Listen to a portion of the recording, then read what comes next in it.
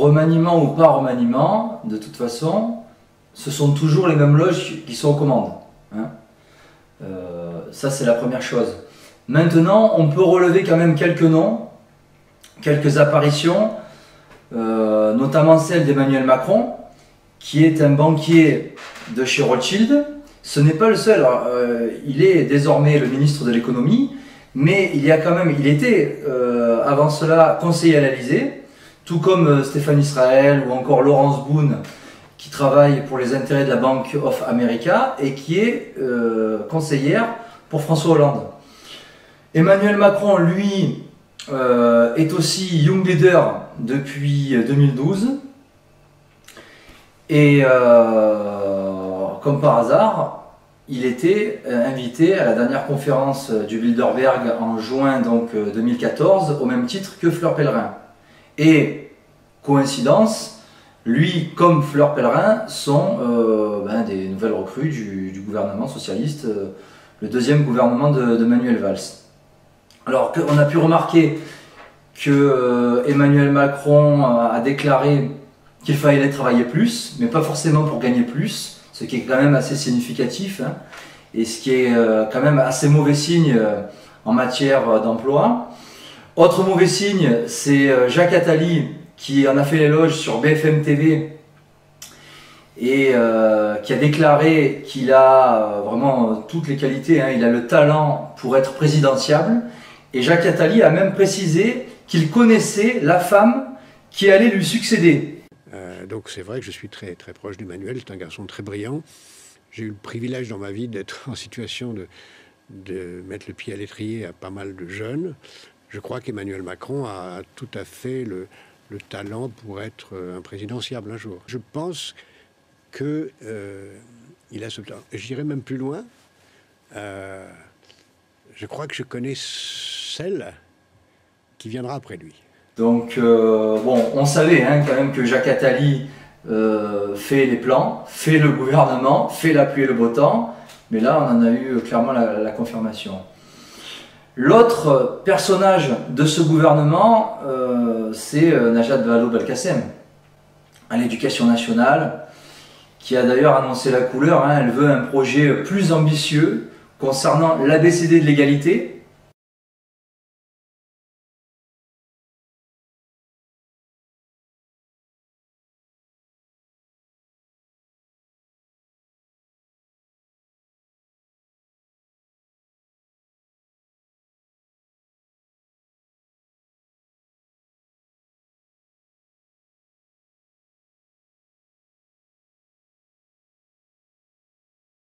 Alors là, on peut remarquer un changement dans la sémantique, puisqu'en fait il s'agit clairement de la théorie du genre. Elle a beau dire que la théorie du genre n'existe pas, en fait elle a été mise en place pour accélérer le processus de la théorie du genre et donc de la destruction de ce qu'il reste de la famille traditionnelle en France. Et donc là, on peut s'apercevoir que Najat Vallaud-Belkacem, qui est une franc-maçonne, qui elle aussi est une leader, n'est qu'une marionnette de la synagogue de Satan, et que sa soif de pouvoir, son arrivisme, peut déboucher sur des conséquences assez dramatiques pour nos enfants et en matière d'éducation à l'échelle nationale. Alors après, il y a tous ceux qui étaient déjà en place. Et en gros, la clique du Grand Orient, quoi, hein, parce que quand on regarde, c'est Le Drian, Rebsamen, qui lui dit qu'il faudra encore plus de contrôle pour les demandeurs d'emploi. Donc c'est peut-être une manière de résoudre le problème du chômage pour le juif franc-maçon François Rebsamen. Qui encore Fabius aux affaires étrangères, Michel Sapin, Taubira, Valls, qui est le vrai patron de ce gouvernement, et qui éclipse d'ailleurs assez François Hollande. Donc on peut s'apercevoir que ce qui caractérise ce gouvernement, et même j'allais dire l'ère Hollande, c'est l'impopularité et l'anti-chrétienté. C'était d'ailleurs dans les propositions de François Hollande avant qu'il soit élu. Il y avait des propositions, des solutions d'ordre social et sociétal, mais c'était très facile à deviner qu'elle ne s'appliquerait pas, qu'elle ne pourrait pas s'appliquer, étant donné la dette publique qui ne cesse d'augmenter. Mais par contre, il y avait des propositions totalement antichrétiennes qui visaient notamment la famille, et sur ce terrain-là, le gouvernement socialiste a tenu parole. Donc, impopularité, augmentation des impôts, augmentation du chômage, augmentation vertigineuse aussi de la dette publique française. On se demande, et puis sans arrêt des renouvellements comme ça, des remaniements bidons, hein, puisque le gouvernement socialiste va toujours dans le même sens, si on veut. On peut changer les marionnettes tant qu'on veut, la ligne directrice c'est toujours la même. Mais on se demande comment ce gouvernement pourra tenir jusqu'en 2017. Et on se demande même en 2017 s'il y aura vraisemblablement une alternance avec l'UMP et avec un homme soi-disant providentiel qui arrivera. Alors on peut penser au retour de Nicolas Sarkozy ou encore de Jean-François Copé, ou même, pourquoi pas, d'une Christine Lagarde qui occupe certaines fonctions à l'échelle mondialiste. Mais quoi qu'il en soit, ce sera une autre marionnette de l'UMP, ce sera quasiment les mêmes loges, oui, qui seront aux commandes. Et cette marionnette-là sera dans tous les cas testée par des lobbies qui dirigent réellement la France, que ce soit le CRIF, le Grand Orient, voire le Bnei Brit.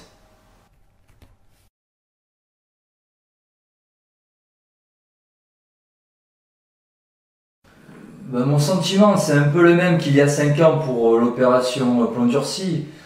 C'était, si mes souvenirs sont bons, en janvier 2009. Alors déjà, à l'époque, c'était juste avant des élections. Là, on peut s'apercevoir que ce nettoyage ethnique, en fait, hein, qui est opéré dans la bande de Gaza, il s'accompagne d'une pression qui est mise par l'entité sioniste, et en particulier par Benjamin Netanyahou. On a pu s'en apercevoir lors de son interview qu'il a donnée à Laurence Haïm. Il a dit clairement: la France doit soutenir Israël à Gaza, ou sinon il lui arrivera la même chose que ce qu'il arrive aux Palestiniens. Ce n'est pas la bataille d'Israël, c'est votre bataille, c'est la bataille de la France. Parce que c'est la même bataille. S'ils réussissent ici, et si Israël est critiqué, et pas les terroristes, eh bien si nous ne sommes pas solidaires, eh bien cette peste du terrorisme viendra chez vous.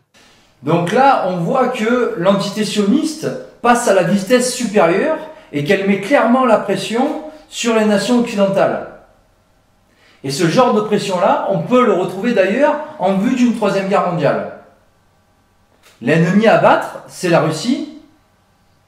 Hein, vous avez intérêt à aller combattre cet ennemi-là. Parce que, en gros, la France, l'Angleterre, les nations de l'Occident, l'Union européenne est sous domination sioniste. Donc, Israël, pour revenir à Gaza, Israël agit en toute impunité. Israël se croit au-dessus des lois. Au-dessus, bafoue évidemment les résolutions de l'ONU. Bon, Israël se prend pour Dieu, hein, vraiment se conduit, agit en toute impunité, comme d'ailleurs le lobby juif en France. Et malgré cela, Israël, Tsahal, perd cette guerre en Palestine et continue de nous parler, continue de pleurnicher et de nous parler de légitime défense. Ce qui est quand même assez incroyable. C'est-à-dire qu'il y a un blocus. Il y a une nation qui est pillée, qui est agressée, qui est massacrée sur son propre sol, qui réagit par les moyens qu'elle a à sa disposition, c'est-à-dire des roquettes, hein, et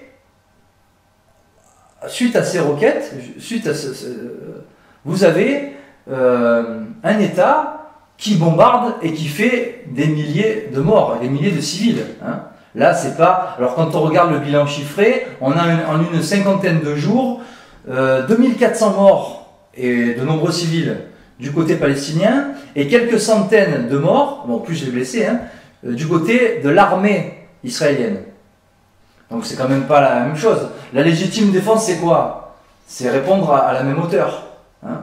Or là, on a clairement une invasion, des massacres. Quoi. Voilà. Alors, ce qui me fait un petit peu sourire, c'est que l'argument qui revient souvent face à Israël, c'est oui, Israël bafoue les résolutions de l'ONU. Comme si la solution, c'était l'ONU. Mais non, l'ONU, ce n'est pas la solution, c'est le problème. L'ONU, c'est quoi? C'est une création maçonnique hein, du cartel bancaire par le biais d'Edward Mandell House. Hein, au départ, c'était la Société des Nations. Et en fait, c'est un instrument au service de la domination des États-Unis et d'Israël. Hein. Voilà, c'est ni plus ni moins que un outil de domination pour ce qu'on appelle l'Empire. Donc il n'y a rien à attendre des Nations Unies. Alors la solution véritable et pragmatique, ça serait la levée du blocus par Israël, ce qui est le cas, mais qui sera très probablement temporaire, il ne faut pas rêver, et tout simplement qu'Israël arrête de bombarder. On nous parle de deux États, certes, mais s'il y en a un qui détruit l'autre, il peut y avoir deux États, hein, il faut simplement qu'il y ait un respect d'une nation vers l'autre, ce qui ne se produira pas. Donc cette solution pragmatique, on n'est pas prêt d'en voir le jour. Donc la solution, là où je veux en venir, c'est que la solution finale, ça serait la conversion du peuple juif, tout simplement. Et là, aujourd'hui, force est que de constater qu'on en est très très loin. Donc le problème du conflit israélo-palestinien est aujourd'hui, dans l'état actuel des choses, insoluble.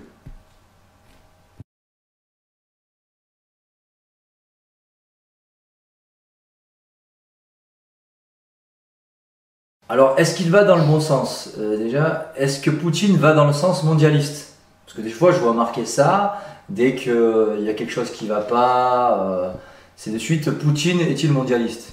Alors, ça serait bien de rappeler quand même les objectifs du mondialisme. C'est la destruction de la religion monothéiste. C'est la destruction des nations au profit d'une seule nation. C'est la gouvernance mondiale.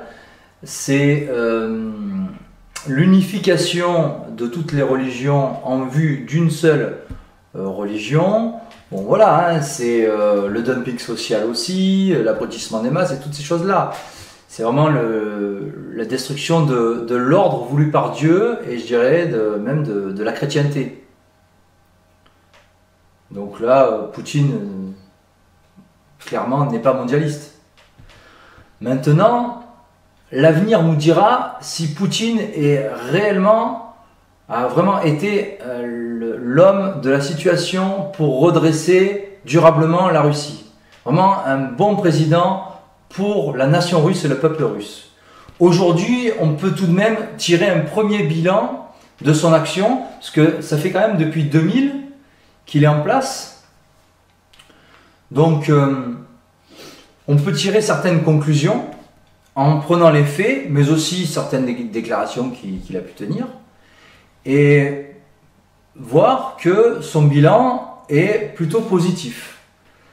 Déjà, Poutine est dans l'intérêt national, dans l'intérêt de son peuple.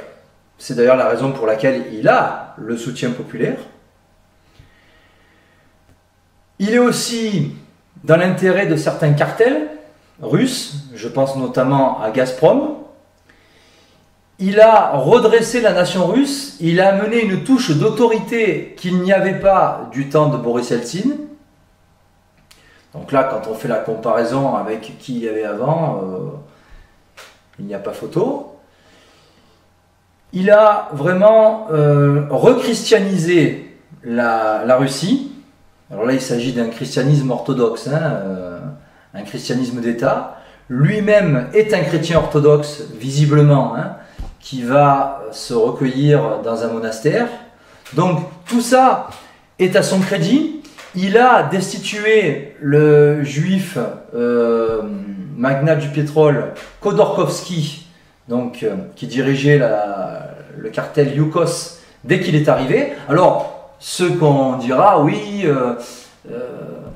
il se met à dos certains oligarques juifs, mais c'est dans l'intérêt d'autres oligarques qui eux aussi sont juifs. Bon, certes, et là, c'est ce qui est un peu moins glorieux concernant Vladimir Poutine, c'est qu'il fait, comme tout président, j'allais dire, hein, certains compromis et certaines concessions. Et là, il y a un dossier qui est passé assez inaperçu, c'est celui du rabbin Berel Lazar, un rabbin américain, qui a rencontré Vladimir Poutine et qui a eu la nationalité russe et qui est ensuite devenu le grand rabbin de Russie. Autre point noir de Vladimir Poutine, récemment, c'est la loi réprimant le révisionnisme à hauteur de 5 ans d'emprisonnement et de 500 000 roubles. Donc on voit que Vladimir Poutine ménage la chèvre et le chou, essaie de ne pas trop se faire d'ennemis, ne prend pas parti dans le conflit israélo-palestinien, ne veut pas se mettre à dos Israël, mais malgré ça, lorsqu'il y a eu des révolutions colorées sur le sol russe, qui ont retrouvé la juiverie. Donc il ne veut pas se mettre à dos le judaïsme international, mais il demeure tout de même l'ennemi numéro 1 de ce judaïsme international en vue d'une éventuelle Troisième Guerre mondiale. Hein. Donc on a pu s'apercevoir qu'il y a réellement une fracture qui est consommée avec l'Union européenne. C'est la raison pour laquelle aussi Vladimir Poutine a développé une coopération à l'échelle internationale avec les nations du BRICS, que ce soit le Brésil, l'Inde, récemment avec l'Afrique du Sud et puis surtout la Chine de Hu Jintao. Coopération à la fois commerciale, énergétique, avec notamment le projet d'un gazoduc entre la Russie et la Chine, et puis aussi militaire, toujours avec la Chine. Et alors là, ce qui a fait beaucoup jaser, c'est cette union eurasienne qu'il a créée, union donc supranationale. Alors là, vous avez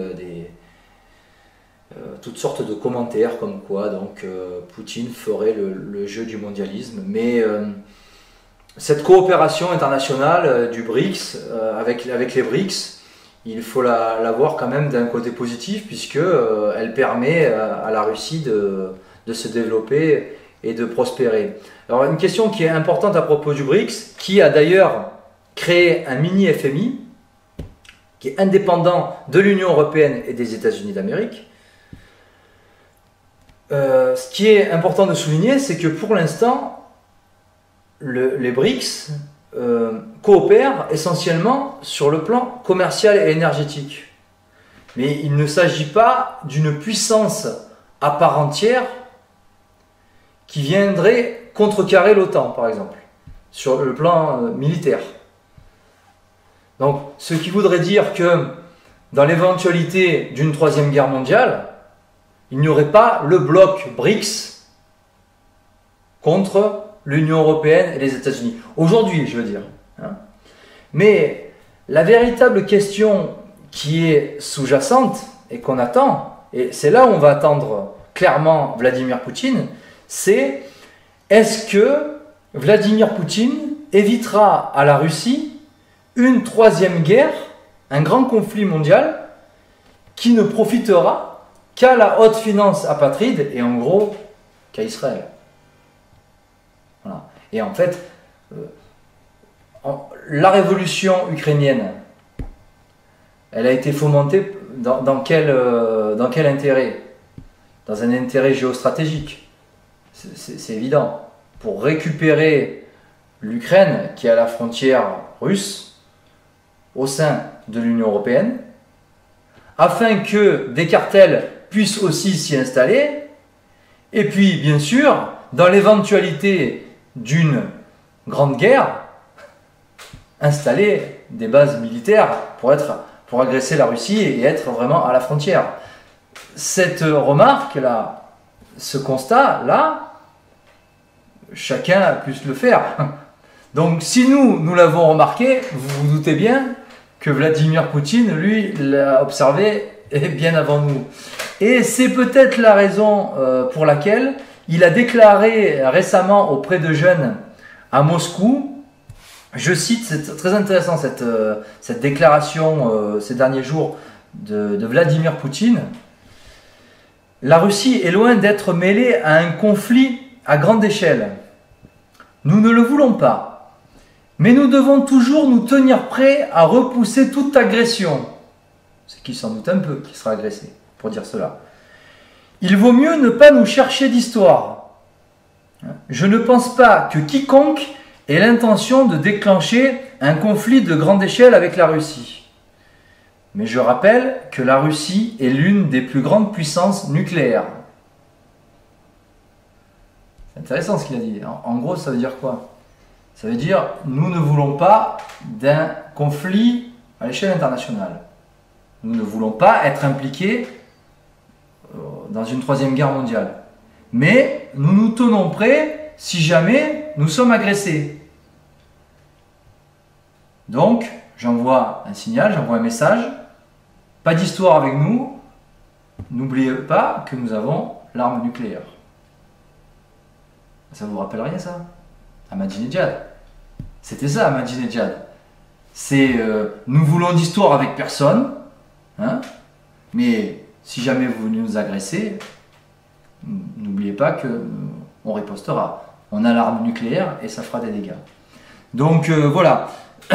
Vladimir Poutine est quand même dans une position assez inconfortable par rapport à ça. C'est, je pense, aujourd'hui, la personnalité qui est centrale, cruciale en matière de géopolitique et en vue d'une éventuelle troisième guerre mondiale. Ce n'est, quand on fait le bilan, qu'on regarde les faits, quand on regarde aussi ses discours, hein, il a pu tenir des discours vraiment imprégnés de valeurs morales, hein, on sent qu'il y a un fond chrétien chez Vladimir Poutine. Malgré cela, il fait des concessions, il fait certains compromis, il est loin d'être parfait, mais il n'y a pas photo, ce n'est ni François Hollande, ce n'est ni Gordon Brown, ce n'est ni Angela Merkel, ce n'est ni Barroso, ni Zapatero, ni Van Rompuy, mais ce n'est pas non plus Jésus-Christ.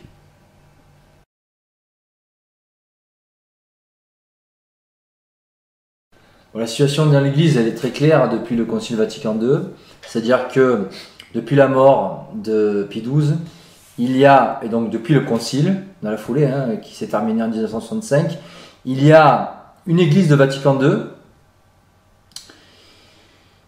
qui donc se base sur ce concile-là, qui n'est pas catholique. On retrouve plein d'erreurs, notamment dans Nostra Aetate, Dignitatis Humanae. Bon, il faudrait faire toute une conférence là-dessus, hein, et je vais m'y atteler. Et donc, qui est soumise, pour faire très court, à l'esprit du monde, au lieu de le combattre. C'est une église qui se prétend catholique, mais qui est en fait une église protestante sous apparence catholique, et qui a adopté tous les faux principes maçonniques. Voilà. Et les différents dirigeants de Rome, on va dire, qui se succèdent, sont dans la continuité de ce concile. Donc, cette église n'est pas catholique, puisqu'elle se base sur un concile hérétique. Il y a donc eu une réaction dans les années 70 suite au concile par Monseigneur Lefebvre, qui a fondé la Fraternité Saint-Pie X, qui malgré tout est restée unacum, c'est-à-dire qui juge légitime l'autorité à Rome, et qui peut donc être considérée, c'est-à-dire que les messes sont données unacum, en prononçant, le prêtre prononce le nom du dirigeant de Rome, qu'il considère comme pape. Il considère l'église de Vatican II comme étant l'église catholique, la Fraternité Saint-Pie X. Donc la Fraternité Saint-Pie X, qui est aujourd'hui dirigée par Monseigneur Bernard Fellet, peut être considérée comme l'aile droite tradie du Vatican. Et puis, il y a ceux qui, à mes yeux, sont les véritables résistants catholiques et qui, donc, sont en dehors de l'Église de Vatican II et qui continuent à rester fidèles à la tradition catholique et qui se positionnent non unacum. Alors, il y a des prêtres indépendants, par-ci par-là, en France et dans le monde.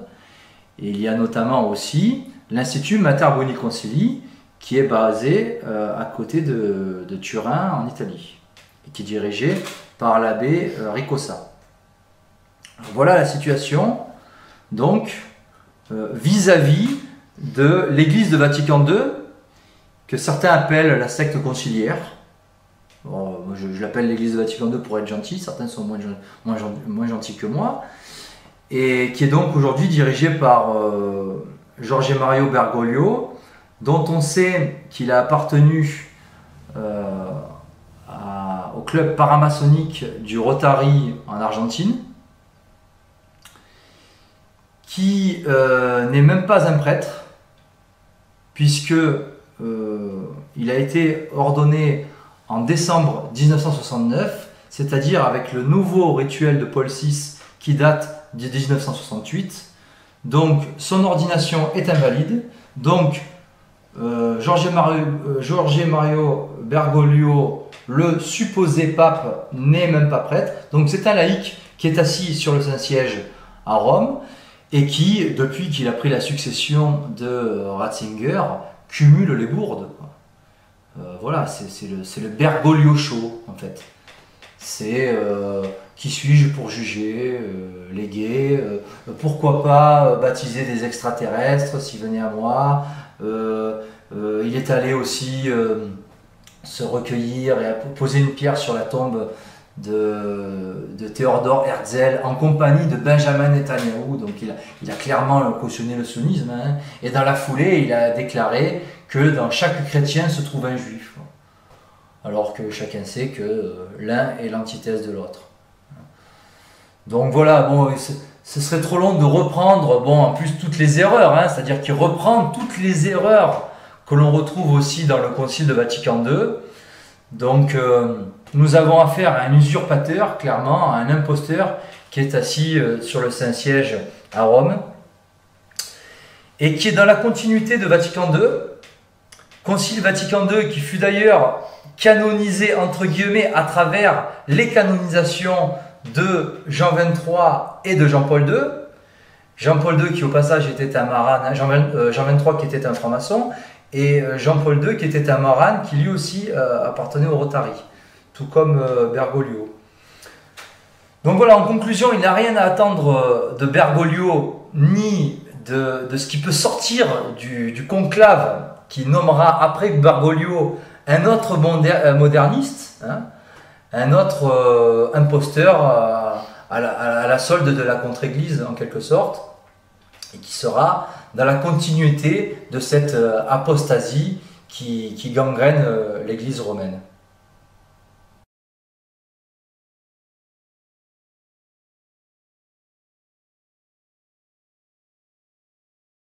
Alors, déjà, l'anathème n'est pas un argument.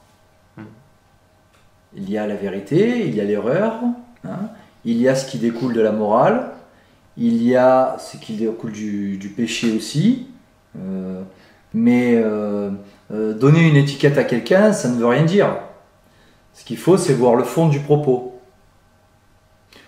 Prenons par exemple l'accusation de complotiste.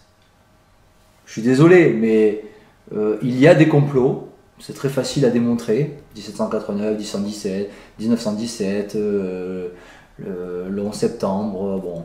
Il y a des complots, comme il y a des comploteurs. Quand vous prenez la définition du complot, c'est quoi? C'est un projet qui est élaboré en secret par plusieurs personnes, contre une institution ou contre une personne. Mossadegh en 1953, ça a été avoué par la CIA en 2013, contre lui. Donc c'était quoi? C'était un complot. Voilà. Les procès-verbaux avant 1789 démontrent que l'assassinat du roi fut un complot. c'était que des francs-maçons. Bon, ça se prouve. Tout ça se prouve, fait et document à l'appui. Donc il n'y a pas de complotistes, c'est du bidon. Par contre, il y a, bel et bien, c'est très facile à prouver, des complots comme des comploteurs. L'accusation d'antisémite, c'est assez intéressant parce que quand vous prenez la définition basique, c'est la haine du sémite, un antisémite. Ce qui est en quelque sorte blâmable du point de vue de la morale. Mais dans la bouche de nos ennemis, des médias alignés, c'est quoi être antisémite? C'est tout opposant à la domination du judaïsme international sur les nations et les peuples. Donc là, on n'est pas dans la même définition en fait. Donc en gros, tout dissident, s'il est accusé d'antisémitisme, c'est assez logique en quelque sorte, quoi, si on veut. Donc il y a aussi l'accusation de nazi pour quiconque défend la nation et judéo-critique. Voilà, on va l'accuser de nazisme, ce qui est complètement ridicule d'ailleurs. Le racisme, c'est quoi? C'est la haine de celui qui n'a pas la même race que nous, la haine d'une race, qui est noire ou asiatique, ou enfin peu importe. Être raciste, c'est ça. Ça aussi, c'est blâmable du point de vue de la morale, le racisme en tant que tel. Sauf que dans la bouche de nos ennemis, et notamment d'une communauté qu'on n'a pas trop le droit de nommer, être raciste, c'est quoi? C'est s'opposer au projet du métissage idéologique, à la société multiculturelle, et défendre l'identité française, quoi. Voilà, c'est ça. Il y a d'autres anathèmes aussi que l'on peut retrouver, comme bon, vous croyez peut-être pas en Dieu, mais nous, vraiment les catholiques, ce à quoi on a droit, c'est l'accusation de fondamentalisme et d'intégrisme. Et en fait, c'est quoi? C'est celui qui reste fidèle à sa religion et qui refuse le projet d'unification des religions, le noachisme notamment, et qui donc reste intègre et fidèle à la tradition catholique, par exemple. Donc celui-là sera traité, par exemple, de fondamentaliste. Et cette accusation-là de fondamentaliste, on le retrouve dans les documents des Nations Unies, et particulièrement de la secte luciférienne New Age, du Lucy Trust, qui est la vraie puissance occulte des Nations Unies, et qui a d'ailleurs, dès ses débuts, été financée par les fondations Rockefeller et Agnelli. Donc ouais, on voit bien une origine. Et c'est cette secte, et notamment l'ONU, qui travaille à l'unification des religions, que ce soit la vraie religion, mais aussi de toutes les fausses, en vue d'une seule religion unique mondiale. Voilà.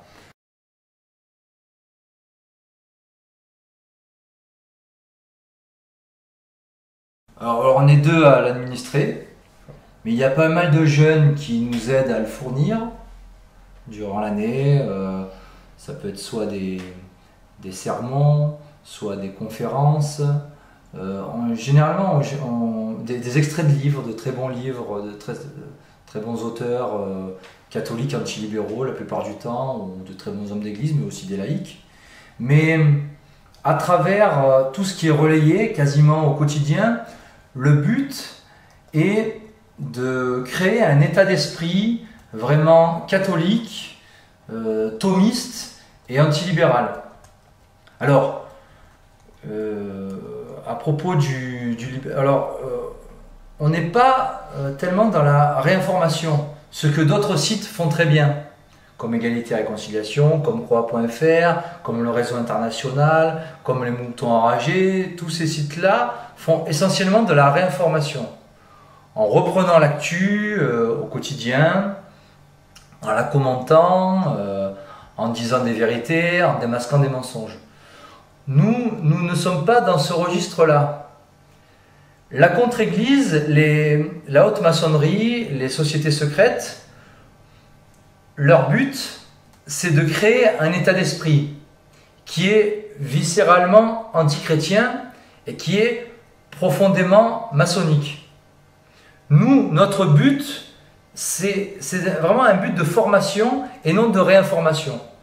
Et en cela, je trouve que nous sommes assez complémentaires de ce qu'on peut trouver sur la toile au quotidien, et notamment des sites que j'ai mentionnés précédemment.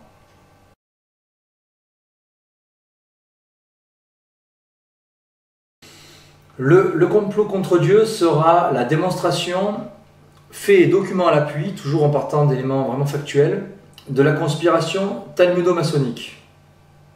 Alors pourquoi talmudo-maçonnique? Parce qu'il s'agit de la réelle nature du système mondialiste.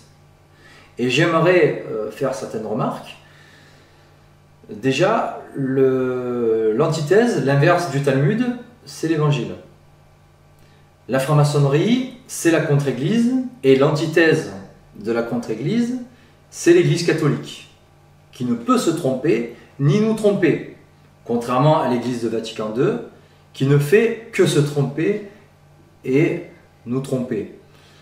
Donc on peut en déduire que cette conspiration s'est établie contre le Christ et son Église depuis 2000 ans, mais aussi contre les souverainetés nationales et contre l'intérêt général des peuples. Et on peut regrouper ça dans ce que j'appelle la chrétienté. Et donc il s'agit d'un complot contre la chrétienté, et donc c'est le titre du livre, hein, un complot contre Dieu, le Dieu trinitaire des catholiques.